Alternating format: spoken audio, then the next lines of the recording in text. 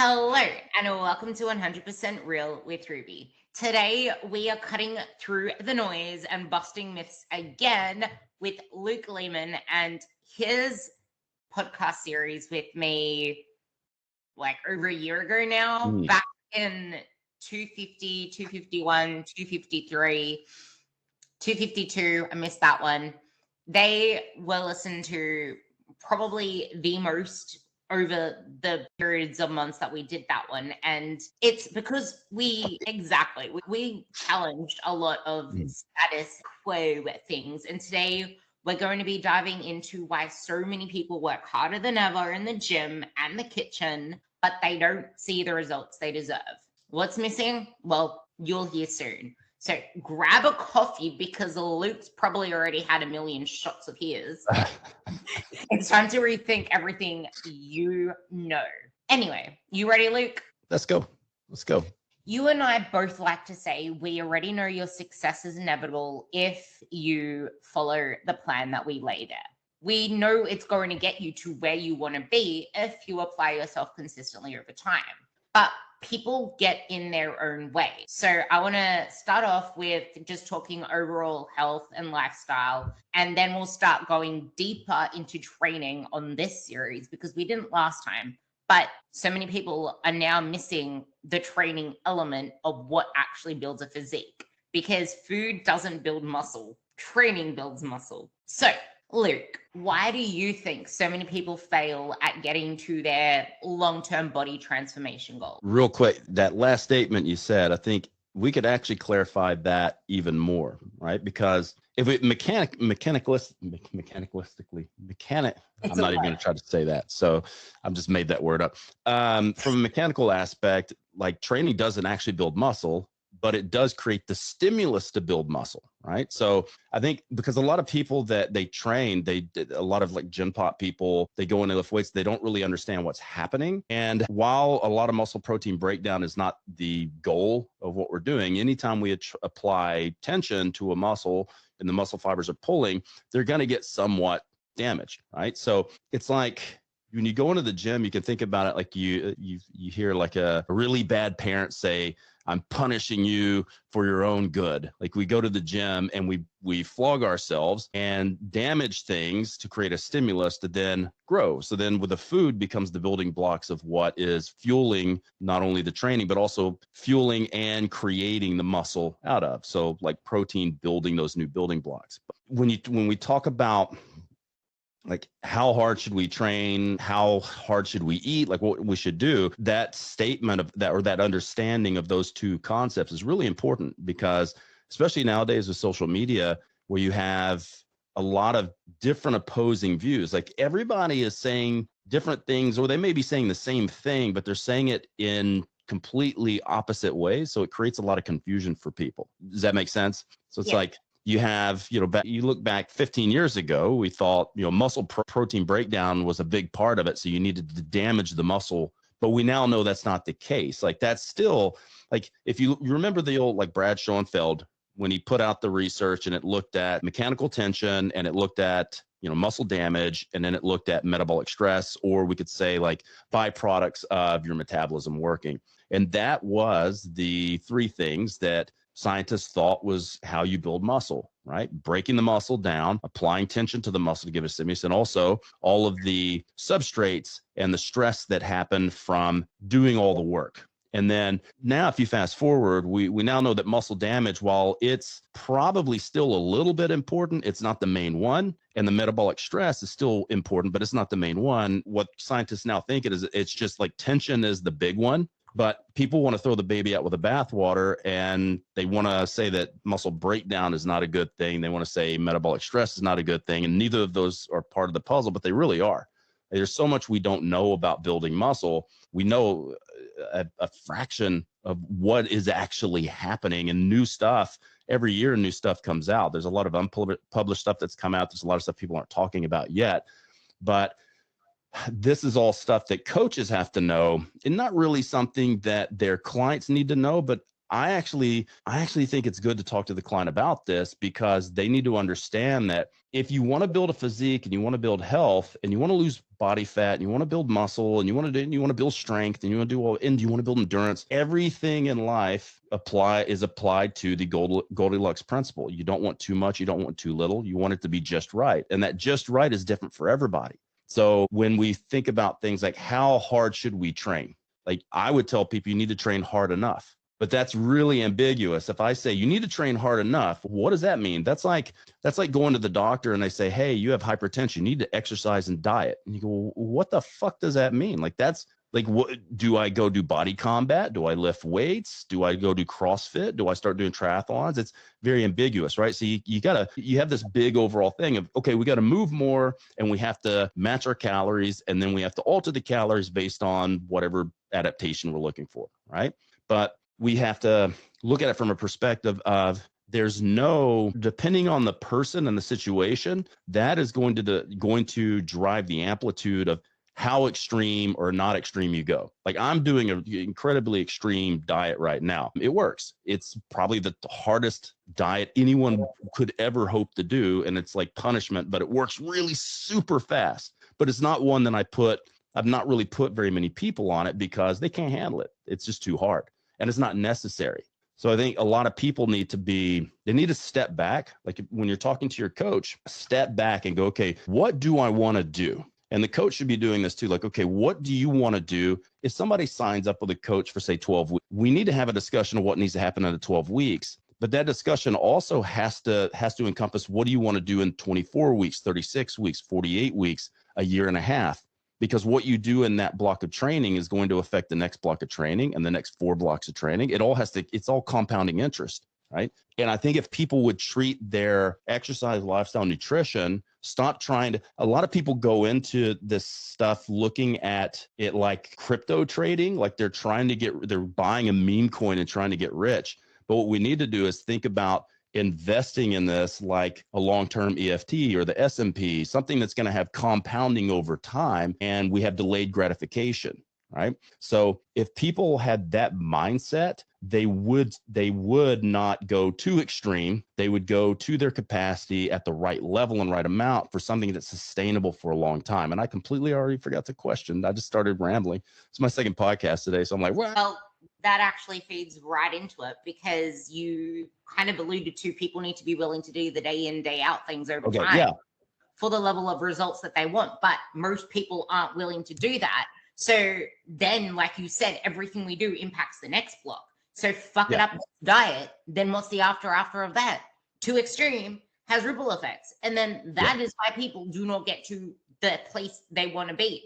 Because then when they go to that other extreme and fuck things up, what do they want to do? They want to go back to restricting calories, and the whole cycle continues, where the end result is you're softer because you just lost muscle and gain more fat because you're in no man's land. And the thing is, we could have on this side, okay, we're going to do it really slowly, because maybe you do have a client that, they've been doing all the wrong things for 25 years and they're finally ready to get their shit together. And how it is. The first session you have with someone, you go, what are you willing to do? I'll do anything. No, you won't. You won't. I can tell you right now, you won't do anything. You won't do everything. Let's figure out what you will actually do consistently day to day to build some actual, right? We want to build momentum and not lose that. So if I put somebody on a massively extreme thing and go all the way to the other side, they might do that for 3 days and they're going to go, yeah, fuck this. I can't do this. I'm like, okay, so this might be the right entry point of going slow. This is way too fast, but this slowness also might be too slow for you. So we have to find somewhere between these 2 points where you can do it. You can be consistent. You can make this not a part of a diet or a training block. This is like what we're doing forever. So we need to find what are the things you could do right now forever and ever and ever, non-negotiable. And that creates the foundation. And then we go, okay, what's the next layer? Now that you kind of balls deep or ovaries deep into this, what's the next thing we can do? Right. And I think probably the best system to learn that is like Precision Nutrition. They're great at this. Like it's all about habits. And my talk, I don't like habits. I like turning habits into rituals. But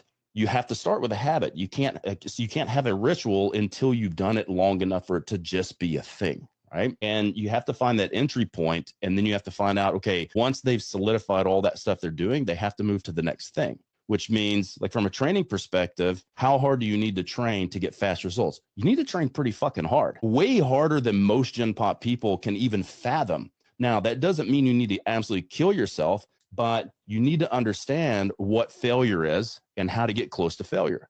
You need to understand what's too much and too little. You need to understand that there is a little bit of discomfort that's going to be involved in this. So when you feel your muscles burning, that's not a sign that you're injured. That's where you're getting to the good. That's where you get into the good stuff. That's where the good reps live. So people have to be trained to understand that it is going to take some hard work. Like, what you've done to yourself over the last 20 years is not going to be, we can't change this overnight. And you're living in this level of sedentary comfort and impulse desires and eating whatever the fuck you want and doing whatever the fuck you want. And now you're at this position where you don't like the way you look. You don't like the way you feel. You don't like the way other people look at you. You have aches and pains. You sleep like shit. It's like, you're going to have to learn how to unpack that slowly over time, but it is still going to take some work. You're not just going to be able to jump into this head first. It's like diving into a pool in the shallow area. Right? You're going to fucking bust your head on the bottom of the pool. I took notes on that training part. We're going to come back and touch on that because it is very true. And that's exactly why training apps, like downloading a group training app, downloading any program isn't going to get you to where you want to be if you're still wondering why you're not looking tight and toned and lean, because it's more than just lifting weights. And you mentioned something really powerful there. There's the too slow and too fast in terms of dieting and trying to move the needle. And this is where periodizing nutrition comes in really important, because you also mentioned there's that part of building muscle that you need the fuels and essentials there. But if you are in this no man's land where you're kind of dieting, trying to make the results, and you don't want to take the diet too extreme because it doesn't work and blah, blah, blah. Well, you mentioned this in one of your posts. The smaller the deficit, the less wiggle room, the less mistake room that you have. And most people aren't putting themselves in a place to effectively fat loss, which is what my constant theme in my messaging is lately. It's diet fatigue. If you aren't in a place for effective fat loss, you are accumulating diet fatigue. You're in no man's land where you're not in a place to effectively build muscle. You're not in a place to effectively lose fat. So what's happening? You're just spinning your wheels. So why is it so important to periodize your nutrition? And what exactly does this look like? Yeah. So you look fast, slow. If we're talking about fat loss, we're talking mainly about larger or smaller deficits, because that's going to be the main catalyst for losing weight. And that's the thing people don't want to hear. You know, I started going to gyms in the 80s, like when I was just a kid. And it's been the same thing in the 80s and the 90s and the 2000s, that people don't want to diet. They would just rather exercise the weight off. And you have two viewpoints here. And I can argue both of them. And I'm going to tell you that they're both right. But it just depends on how you look at the situation. So if my TDEE is 3,200 calories a day, and that 3,200 calories is inclusive of my weight training. So we'll break down TDEE, right? You have your basic basal metabolic rate. So for me, it's about 1,900. And then you have about 20% added on for thermic effect and NEAT, non-exercise activity thermogenesis, right? Just kind of subconscious stuff that you do all day. And then if you look at that, that's only going to be, like, for a guy my size, around 2,200. If I don't exercise and my TDE is 2,200, I'm going to have to diet. If I pull, say, 500 calories out, I'm going to have to diet on 1,700. So, and you can lose weight like that. The only problem is, like you said, you're going to lose muscle. That's not a good way to lose muscle. How do we save muscle? You give muscle a reason to be around, which means you need to train a few days a week, at least minimal 2 to 3 days a week, if not 4 to 5. But that's also going to alter my TDEE, because if you're training for, say, 3 or 4 hours a week, that's going to add another 15, 20% to your TDEE. So let's say I'm going to train 5 days a week. consistently for say an hour each of those sessions with weights. Now my TDEE is 3,200. I have to shift that deficit. I'm no longer in a 500 calorie deficit. If I'm still eating 1,700, I'm now in a 1,500 calorie deficit. So now that's going from like a small deficit to a massive deficit. But I'm doing the right things with the weights, but I'm just not feeding for it. So that's one side of it where it's like, all right, I have tried to feed for my TDE without exercise. Then I'm trying to use exercise to make a bigger deficit. But the problem is the more I do things, the more I have to drag those calories back up. Now you can look at it from a different perspective too. And you can say, well, I'm going to eat at my TDE of 3,200 and I'm going to use the workouts to create my deficit. But see, that's not right either, because that 3,200 is inclusive of also the training. So if you're going to train your TDE is 3,200, that's your baseline. Now we have to pull calories from that. Now, in the first scenario where it's like, I'm going to eat a certain amount of calories, I'm going to train, we could possibly say you are using exercise to create the deficit because you've set your nutrition, and then you've trained on top of that. Now, the other way is opposite. I'm going to use exercise, or I'm going to use nutrition to be my deficit. So I've kind of set my nutrition and pulled back into a deficit, and I'm going to add the training. So in both of those situations, it's the same thing, right? So if I were to eat, let's say the TDE is 3,200, and I go, I'm going to train for 3,200 a week, and then I'm going to pull 500 calories out. You can look at that and go, well, you're getting that deficit through your nutrition. Okay. But I could also say, well, I'm going to eat 2,700 calories, but I'm going to do enough work for it to be 3,200. So in that situation, it looks the opposite. I'm actually using exercise to create the deficit. But if you think about it and you look at the math, they're both right. Right? Does that make sense? When you're programming, what I recommend people do is look at it from a perspective of what you're doing. If you are going to diet, I always tell people, for at least Gen Pop, you're better off doing less work and just eating a little bit less. And the reason is because it's easier to manage from time management. You won't make excuses of missing training sessions. And that's especially important if you're seeing somebody in person. So anytime you're doing fat loss, did I lose you? I got you, but not your face. Oh, there it is. You're back. So it's like, if you're focused on fat loss, set your diet and then train enough. Train enough to hold on to muscle tissue. Train enough to get the adaptations you're looking for. If you're trying to gain weight, we have a whole different conversation, because at this point, we need to feed up, not feed down. So in that situation, I would write out my training program and I would match the nutrition. So fat loss, match your training to nutrition. For weight gain, match your nutrition with your training. It realistically, semantically is the same thing, but it's a different way of looking at it. And what a lot of people will do is they'll try to write a training program for fat loss that has too much shit, and then they diet too hard on it. Whereas what they need to be doing is just doing enough to get where they need to go and letting diet do its work. And now, if it was another coach, like people that I train, or if I'm talking about an athlete, we've got a different conversation, because we've got some different things we have to take care of, because a coach is wanting to get a lot stronger, like a lot stronger than what most Gym Pop want to do. They have performance things they're doing with athletes, have performance things. So we have a different conversation. But I think a lot of people need to look at the programming aspect of this and the application on the client side from what is the easiest thing for the client to do. What is the easiest? And the easiest thing would be a little bit less work, but also a little bit less calories, instead of trying to feed up and train up, right? Because it's really easy for coaches, and I fell prey to this for a long time, because I love to train. I don't mind like eating shit tons and this working like a madman. But the reality of most Gen Pop is they just don't have the time, and they don't have the reserves to do a lot of this stuff. So we have to find strategies that work well for them. Yeah, and this is where women also, because you were mentioning like these really high numbers with calories, this is where women need to be a lot more particular with using fat loss phases strategically, because we don't have the same calories as you and a lot of guys. And so many women that I work with, and I'm sure you as well, they are sedentary AF. And this is the thing, you said it yourself, let dieting do its work. Only it hardly does, because it's become the default, the go-to. Like, people don't know where to look outside of the scale going down or feeling smaller in their clothes as like a dangling carrot as their motivation. And fat loss is easy in that sense, because we see the results faster. Like, we can see ourselves leaning out and it's like, oh my God, I'm building muscle. I can see it popping. It's like, no. You're just leaning out and you're seeing the muscle that's underneath. Yeah. You keep recycling this. Oh my God.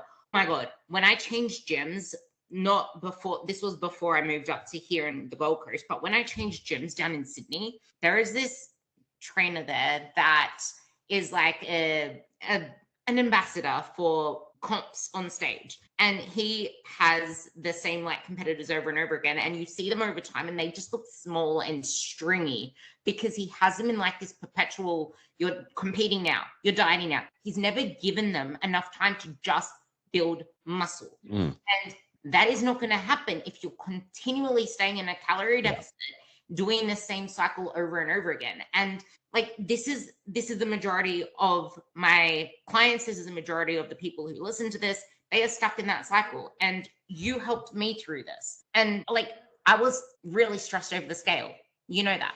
I was stressed over this stuff. And it's normal to feel that way, but I would not have been like, I would not be where I am now if I still only use the scale or dieting as my metric of progress or motivation or success. We focused on the performance element. Like, you got me excited about my training. I feel like this is the part that is missing from long-term transformation. We need to get people excited about things outside of just the scale or feeling smaller.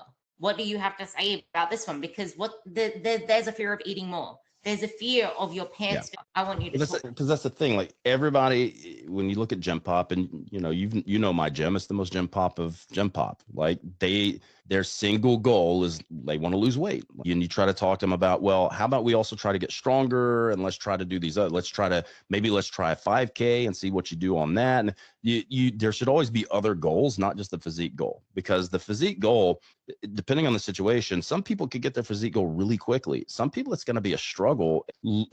As much as I tell everyone that this stuff is just basic biology and mathematics, it's not really, because some people don't.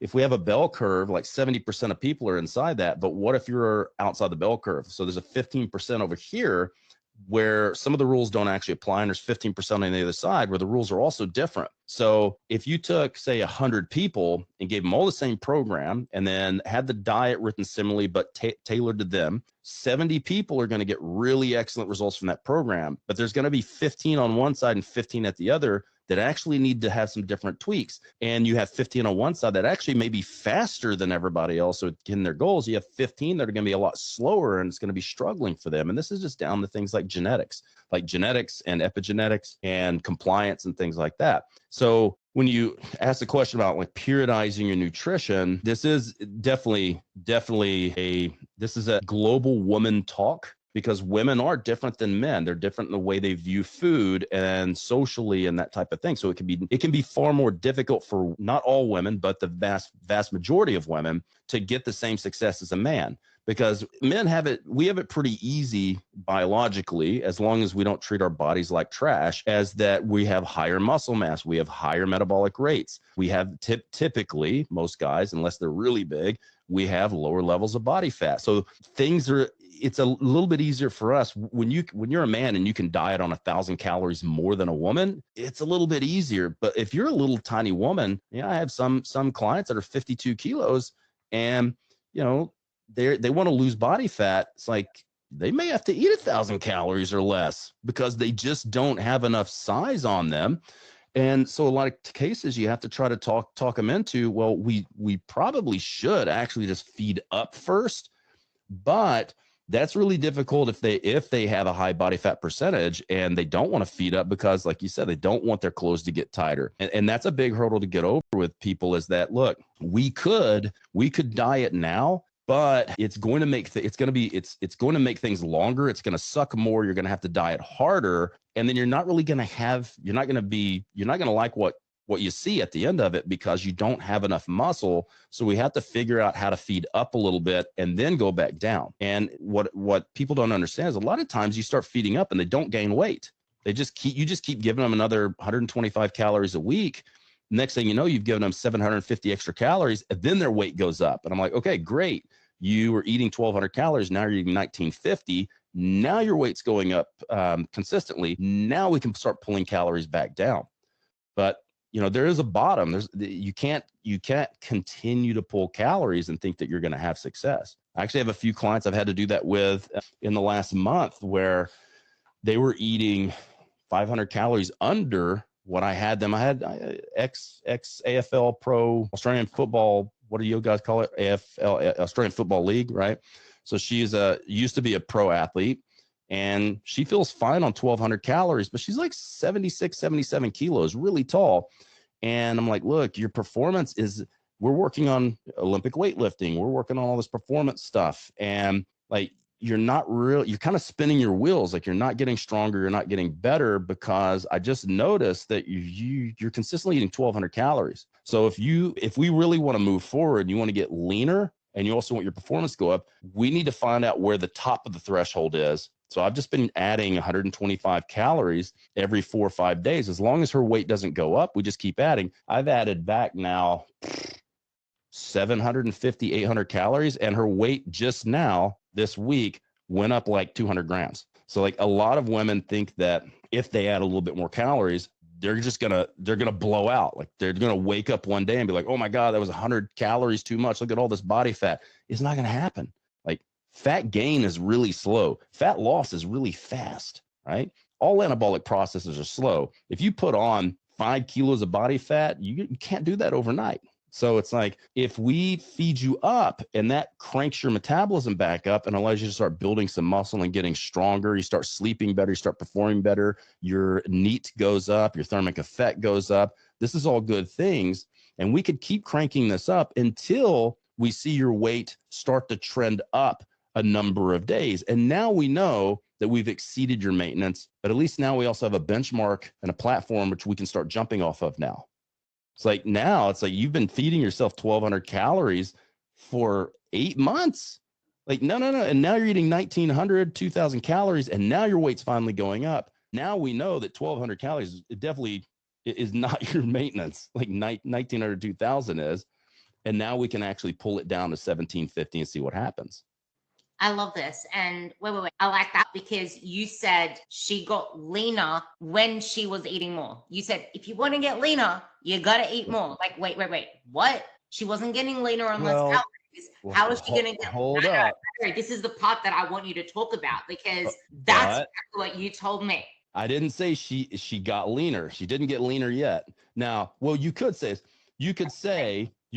because of, people need to understand. Let's clarify what lean tissue is, because lean tissue and lean mass is not muscle.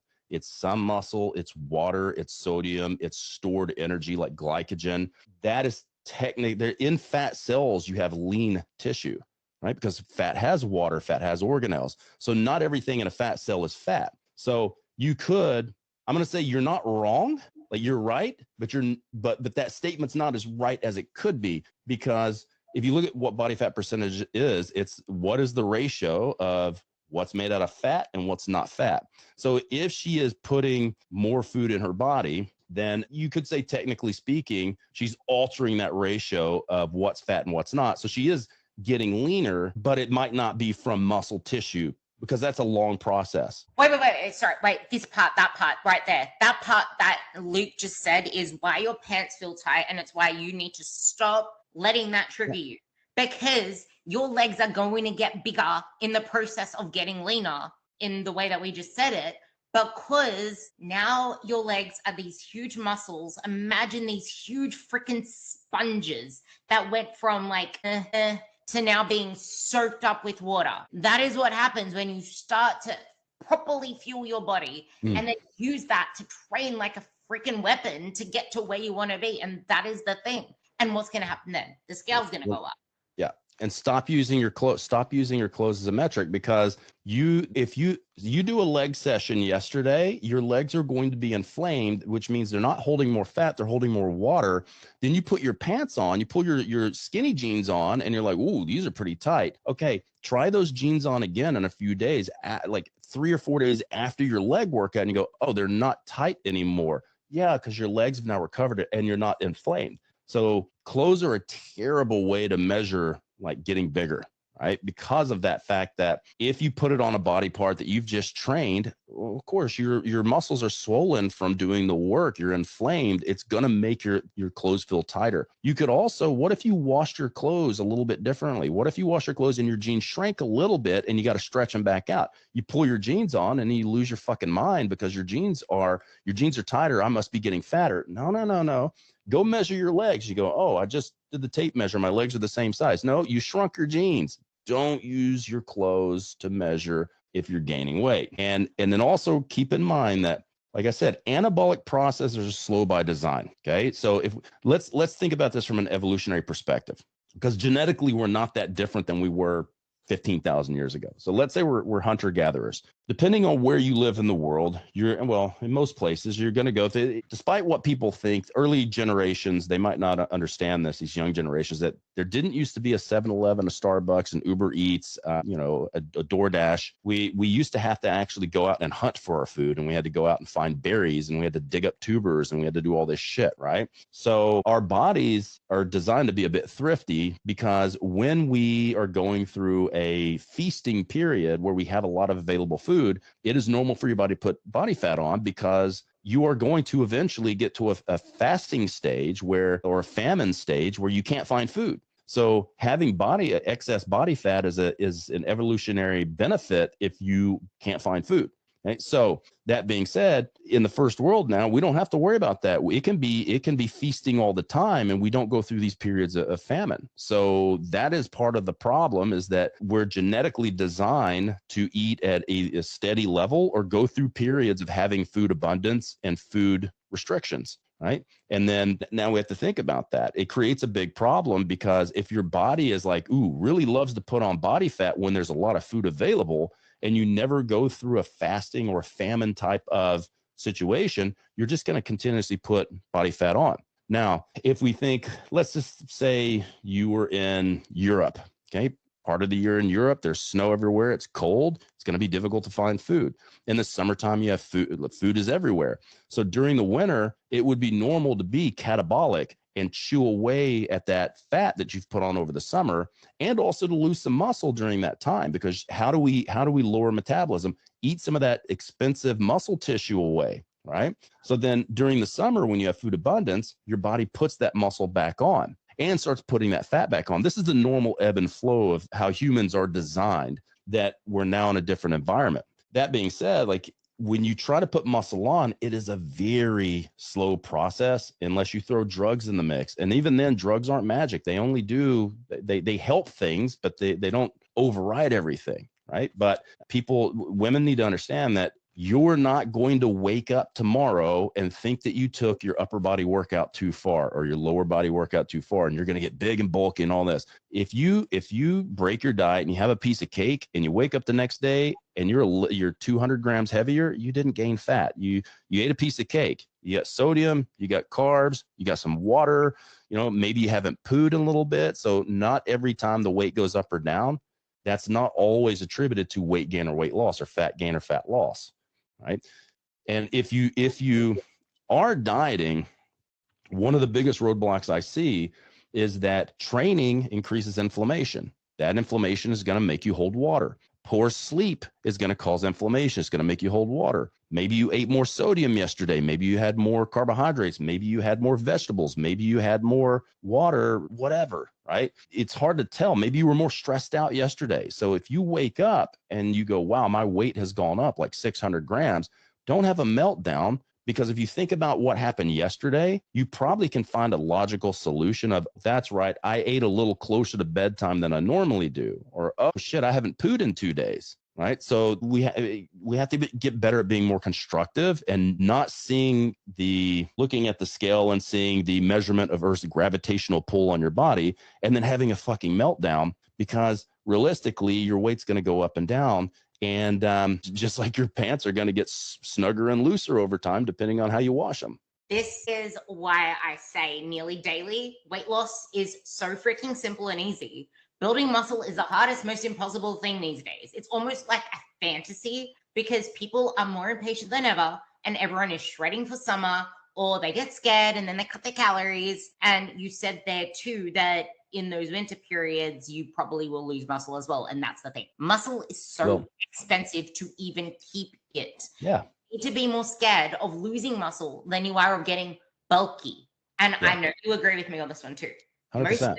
Most women haven't spent a good year dedicated to building muscle. And after 30, you're going to be losing muscle by the year. So you're going to want to prioritize building it. I think it's gotten way better. It's gotten way better with these. I know I tease these younger generations because now I'm old enough to go when I was your age and all that stuff, but it is getting a lot better. Like guys never had a problem. Men never had a problem with it. Our problem was we went too far into eating too much food and then we'd end up fat. And then, you know, in your teenage years and your early 20s, you just want to get big. You just want to see that number go up.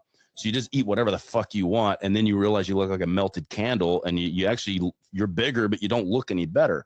And women are the opposite because they use the scale to determine success in fat loss, which is also only part of the equation. But I see a lot of women now that are okay with putting on some body fat because they know that there's an end. It's a process. If they want to get stronger, if they want to put on muscle, they are going to have to go through a period where, yeah, they might be slightly uncomfortable with how they look, but they have to realize too, that is a part of the process of building a nice, gnarly physique. And it depends on what type of physique you want, right? If you want a strong looking feminine physique that has good round muscles and you feel good and you're strong and capable, yeah, you're going to have to push yourself to position sometimes where you don't not like the way you look, but you know you look better when you're shredded, but you're not going to progress if you stay shredded all the time. And that, like with Allie, that's the conversation I have with Allie when we started. Just same story, you know, she's barely eating. We pump up her food. She gains a couple of pounds. She loses her mind. I take her back down. She loses it. I pump her back up. She gains it. She freaks out. I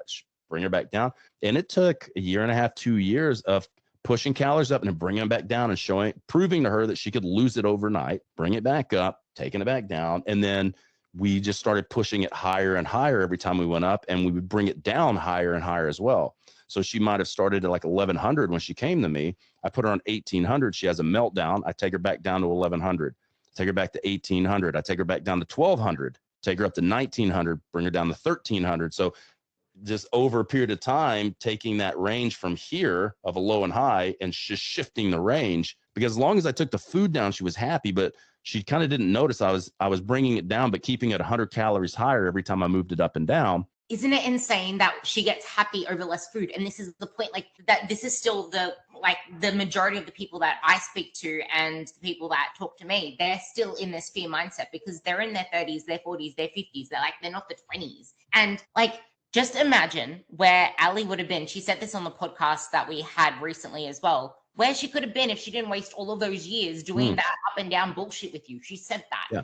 And luckily I didn't have to do that. You somehow, I don't know what it was, but I was focused on performance and engaged that drive outside of just the scale weight. And you told me to stop focusing on the dumb shit. So I started focusing on the shit that made me feel good. And this is what women need to know. And you said there as well that just because you're eating more doesn't mean you're going to build muscle. We'll touch on the training element with that before, but you also said putting on some body fat. To most women, that's the biggest failure there is because of the past fears of struggling with their physique before. And that was me because I used to struggle. And then I came to you on 1600 calories. And I'm like, but I can't get the scale to go down on this. My carbs are already too high. I was on 160. I don't think I've ever been below 300. I'm like, I'm eating too many carbs already. Like, I don't think I've ever been below 300 in the last God knows how long. Like, to me, anything below 300 grams is too low. But I think a lot for you is like getting ready for a powerlifting meet, like getting ready for what was it we were getting ready for? Pro Raw or Big Dogs? Pro Raw, yeah. And I'm like, bro, if you want a PR, like you're already at an elite level. You are the elite of the elite here. If you want to get stronger, you're not going to do it at the weight you're at. We're going to have to push it up to 60 something kilos and then we'll bring it back down. And you were losing your mind. But as we pushed it up, you started getting stronger and they're like, oh, this is actually working. I'm like, look, we can always bring it back down. Like, it's okay. So but like, that was scary for me because I always struggled to get the weight to go down. So to me, it's like, but what if it doesn't work? I'm going to be so broken and you'll have to unbreak me. Well, I think a lot of it too, because this is coaches can be just as crazy as their own clients. So it's like, and that's why a lot of coaches have coaches, because sometimes they think, well, I know what works for me and I know what doesn't work and nothing's working right now. And I don't know. And then you pay somebody to come over and go, okay, just do what the fuck I say. Don't change anything. Just do what I say. Don't worry about if it's going to work or not. Do what I say. And they do it and then it works. And I'm like, holy shit. I'm like, look, you probably internally knew what to do. You just needed somebody like me to be mean to you and call you bad names and make you do it, because you needed somebody to put on that suit of armor and stand in front of you so that fear couldn't hit you in the face. Yeah, and I knew exactly what to do. And I spoke about this recently, actually. I was like, I knew what to do. I knew all the things, but I didn't want to hear it. I didn't want to trust it because I didn't trust that my body could do the things. And there was, exactly like Luke said, I went over the 60 kilo mark, which meant I gained like 5-6 kilos. And no, it wasn't all muscle. I gained some body fat, but everyone listening to this podcast knows what I look like. I am now leaner than I was when I started with Luke. Yeah. And I'm the same body weight that I was when I started with Luke, except I look completely different. I think I look leaner now than when I started with you. Like that's saying something. And this would not have happened if I didn't push it there before. And now I'm leaner than I was when I started with Luke. And this was 2018. I started with him. And I don't think I've ever been below, I don't remember the last time I've been below 2,000 calories in that whole period of time. This is what happens when you learn to trust nutritional periodization. Yeah. I think that's really important. But I really want you to actually drive home that close thing again, because this part comes. Like, one thing, you know the clients I have. I mean, I was your coach, Dave Shuttler. Do you think Dave Shuttler knows what he's doing? If you look at the work Dave does, he doesn't. And I was at his house for a couple of months ago, and I told him, I was like, you know what to do. And he was like, I know. I'm like, you just need somebody to make you do it. And that is Allie could do her own thing, but like the level of clientele I have, all of them could do it and they could write the program. I'm just the catalyst that makes them actually fucking do it. And, I still have tricks and stuff that, might speed up the process a bit, so, but all of them could write their own programs and do their nutrition. They could all do this, right? They show it with their clients, but again, sometimes they need a push. Some clients need a push. Somebody that's going to be mean to them, because I'm not a nice coach. If somebody wants to coach with me, they just have to understand that they're probably going to be called some bad names, and I don't take any shit. Like, you do your shit or you don't. I don't give a fuck. You already paid me. I want you to, but I'm not going to baby you and hold your hand. You either want it or you don't. So be a fucking adult. I love the fact that you actually mentioned that, because coaches like us, we know our shit and we still have someone to get us to do things. And then also, I reckon it saves so much time, so much stress, so much energy, just having someone tell us what to do and give us the plan there, which is even more of a reason for the general person to have a coach. Like, you guys aren't specialized in this stuff. It's okay to have someone to guide you there. And the worst part, though, like the biggest reason why I think coaching should be the default, not stupid challenges and shit online, is because most people want to see changes yesterday. But body transformations that last take years, and they don't follow a straight line. And when they don't, we flip our shit. And I really want to deep dive on this one before we go into the hormone myths and the training and shit, because the fear with clothes is real, and the clothes pain is more real than any scales pain. Because in this process of transforming your physique, you're not going to fit the same way in your clothes. And that is a hard thing to accept. So I want you to just dive deep into that part before I mean, look, if you're scared about your clothes not fitting, just wear spandex. Just wear shit that's stretchy, right? So like almost all of my jeans have stretch material in them, and that's because you build nice legs. I wear tight jeans. And I don't fit in skinny jeans. My legs and ass is too big. But I wear jeans that basically when I'm filled out, if they fill out those fucking jeans, but there's some room in there. So if I get a little bit bigger, I know when it's time. I actually know when it's time to start to diet, when the waist doesn't fit, right? But the pants themselves, the jeans themselves, I can still pull them over my thighs and my calves and everything else, but it's when I know that when I can't actually button them, I need to trim up a little bit because that's the one thing that's probably not going to shrink, whereas the other fabric will. But yeah, clothes are a terrible, terrible way to measure that. The best thing, get yourself a good, like some Sika tape, which is, I don't have any on my desk, but get yourself some Mayo tape and that you can put around, hook into each other and you hit a button and it goes to the same level of tightness every time. And you'll see, like, you'll be like, okay, my legs were such and such centimeters. My pants don't fit. I must have gotten bigger. Then you measure your legs again. You're like, oh, well, my legs are the same size. Fuck. My husband did the laundry the other day. Must have put my pants in on too hot of a cycle for the dryer, and I just shrank them. Yeah, and this is the part. Like, this is why sustainable fat loss is the dumbest thing to say, because fat loss is not sustainable. And I kind of don't even like the whole nutritional periodization term.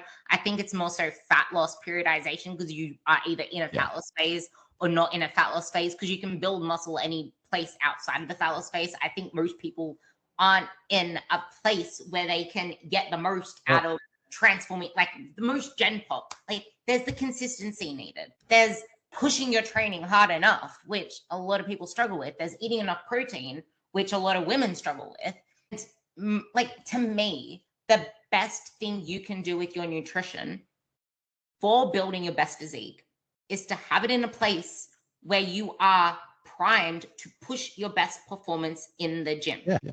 Well, and to say that's where I will differ a little bit. It just, man, because I do agree with that, but it's like you also have to look at people who don't give a shit about performance in the gym, because that can be an issue too, right? But so sometimes you have to go through a different angle. You're like, okay, so because and I'll give you a story. Like when we first bought our gym and we went in and we took it over from the previous owner. And like people will come to our gym. They initially, it's weird because now 5 years later, we're seeing a really big difference in culture. But it took 5 years to build that momentum. And I came in, I'm like, okay, so we do have group classes, because it's like one coach with like 5 to 6 people. So they're small group classes. So there's still a lot of like one-on-one stuff. And I wrote all these beautiful periodized programs, beautiful, same stuff I would write for people, personal training and online and all that. And people were getting crazy strong. We had one guy, when we tested him, he had a 75 kilo deadlift, and 12 weeks later, he pulled 150.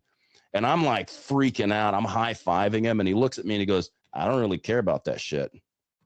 And I'm like, you just put 75 kilos on your deadlift in 12 weeks and you don't care? He goes, no, I just want to lose some weight. And I went, okay, sometimes. So if we say like we want to drive performance, sometimes we also need to clarify what performance means. And so for people like that, performance may be, well, more energy, better sleep, better sex, right? Getting up and down stairs easier. So performance can be any number of things. Doesn't necessarily have to be like having PRs on your lifts, which I think you should. But the unfortunate fact is some people just don't even give a shit about that, which I think is sad. And we should like, because the whole point of lifting weights is to put muscle on or to retain muscle and to get stronger. Like, that's the goal. It's not to lose weight. It's to put on more muscle and it's to get stronger. Like, that's what you should do. And I apologize for anybody gym pop here, but the general population out there, they're pathetically weak.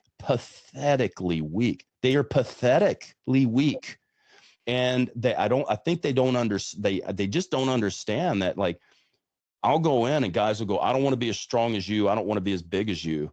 And I'm like, I know, because you won't train as hard as I do and you won't stay on the diet. Like, I know you don't want to be at the level I'm at, but you're so fucking far away from that. You don't have to worry about it. Like, I've been training for over 35 years. Like, you got a long way to go to get to that level, but I'm trying to get you out of this level of like being incredibly incapable of doing anything strong and try to make you somewhat capable, right? So that was the end of part 1 with Luke Leaman. Stay tuned for part 2, which we will go a lot more into training before we go into part 3, which is a little bit more on training and doing a diet for someone who has more weight to lose, as well as busting some myths, talking about cortisol, hormones, and the whole scheme of things. I would not miss a single podcast in this series because Luke just spits it all.